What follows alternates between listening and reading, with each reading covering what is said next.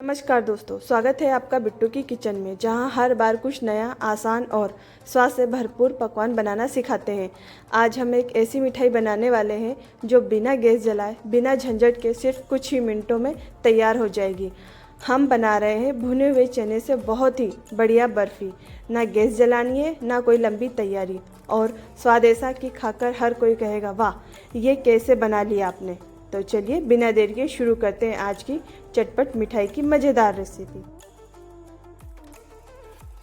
जी हाँ दोस्तों, कुछ ही मिनटों में बनने वाली बहुत ही स्वादिष्ट बर्फी बनाने के लिए सबसे पहले हमने लिए हैं 200 ग्राम जितने रोस्टेड चने। सबसे पहले इनका हम आउटर लेयर निकालेंगे। दोस्तों, आउटर लेयर निकालने के लिए एक कॉटन के कपड़े में रखिए और इनको मसलने के बाद आप कुछ इस तरीके से चने प्राप्त कर सकते हैं। अब देखिए, उसके बाद हमने लिया एक मिक्सी जार, इसमें चने ट्रांसफ़र करेंगे और इसका एक फाइन सा पाउडर बना के हम रेडी करेंगे। अब दोस्तों देखिए, इस तरीके का कुछ पाउडर बनके रेडी हुआ है।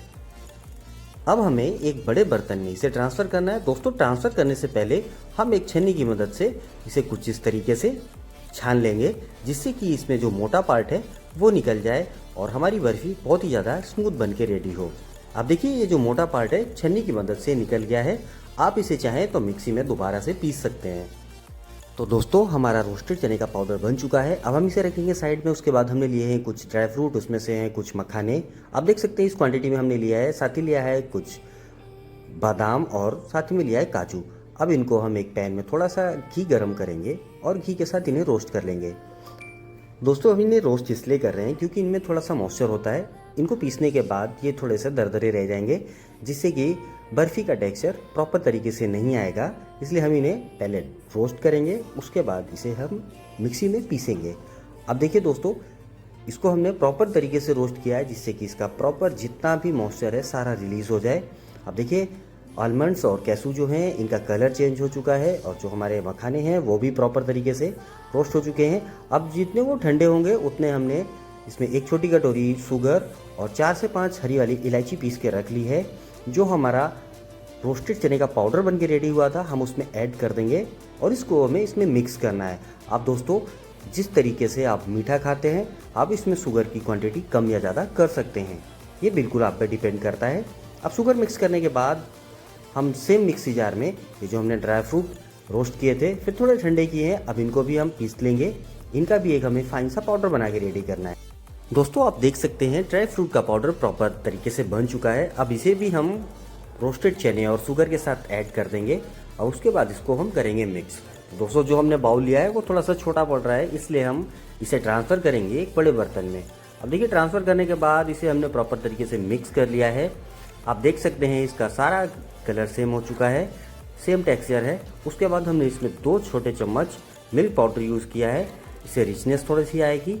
आप चाहें तो डालें, ये बिल्कुल ऑप्शनल है, आप चाहें तो मत भी डालिए। उसके बाद हम इसमें डालेंगे 2 छोटे चम्मच घी, जिससे कि इसमें स्मूथनेस आएगा और अच्छी सी बाइंडिंग आएगी। अब इसे हम अच्छे से मिक्स कर देंगे हाथों की मदद से। अब देखिए, प्रॉपर तरीके से घी मिक्स हो चुका है। उसके बाद इसका हम डो लगाएंगे। उसके लिए हमने लिया है दूध। दोस्तों, दूध को पहले हमने गर्म कर लिया है। उसके बाद ठंडा करने के बाद हम जैसे रोटी के लिए आटा लगाते हैं उस तरीके से हमें इसका एक सख्त सा डो बना के रेडी करना है। आप देखिए, आप थोड़ा थोड़ा दूध डालिए और देखिए इस तरीके का टेक्सचर आना चाहिए।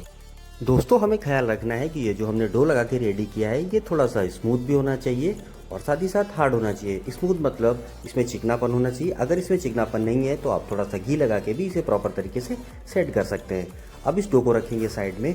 उसके बाद हम लेंगे एक प्लेट, उसको हम प्रॉपर तरीके से घी से ग्रीस करेंगे। अब इस प्लेट की जगह पे कोई भी बर्तन ले सकते हैं। अगर आपके पास कोई बर्फ़ी जमाने का मोल्ड है तो आप उसे भी यूज़ कीजिए। हमारे पास ये प्लेट है। अब इसे हमने प्रॉपर तरीके से घी से ग्रीस किया है। उसके बाद ये जो हमारा डो है, अब इसको हम हाथों की मदद से अच्छे से पूरी प्लेट में फैला देंगे। अब दोस्तों, हमें यहाँ पे घी का यूज़ इसलिए करना है क्योंकि ये देखिए, हम इतनी ताकत लगा के इसको हम सेट कर रहे हैं। अब जब हम बर्फ़ी की स्लाइस काटेंगे तो ये सतह पकड़ेंगे और बर्तन छोड़ेंगे नहीं। तो इस तरीके से हमें फैला लेना है और एक चम्मच में घी लगाना है इसके बैक साइड में और प्रॉपर तरीके से इसको सेप चिकना कर देना है। उसके बाद हमने इसको गार्निश किया है पिस्ता के साथ। आप चाहें तो कुछ दूसरे भी ड्राई फ्रूट का यूज़ कर सकते हैं, ये बिल्कुल आप पर डिपेंड करता है। अब दोस्तों, हमने बर्फ़ी को सिर्फ आधे घंटे के लिए रेस्ट पे छोड़ा है। उसके बाद हमने इसको कुछ इस तरीके के आकार में काट लिया है। ये बिल्कुल आप पर डिपेंड करता है, आप इसे जिस भी आकार में चाहें कट कर सकते हैं। तो दोस्तों आप देखिए कितनी आसानी से, और ये हमारी बर्फ़ी बनके हो चुकी है रेडी। तो देखा आपने दोस्तों, सिर्फ कुछ मिनटों में बिना गैस जलाए और बिना किसी मेहनत के भुने हुए चने से तैयार हो गई है जायकेदार और हेल्दी बर्फ़ी। अगर आपको ये आसान सी मिठाई पसंद आई हो तो इस वीडियो को एक प्यारा सा लाइक ज़रूर दीजिए, अपने दोस्तों और परिवार के साथ शेयर कीजिए और ऐसे ही नए नए और हटके स्वादों से जुड़ने के लिए बिट्टू की किचन को सब्सक्राइब करना बिल्कुल भी मत भूलिए। मिलते हैं अगली बार एक और शानदार चटपटी और देसी रेसिपी के साथ। तब तक के लिए धन्यवाद।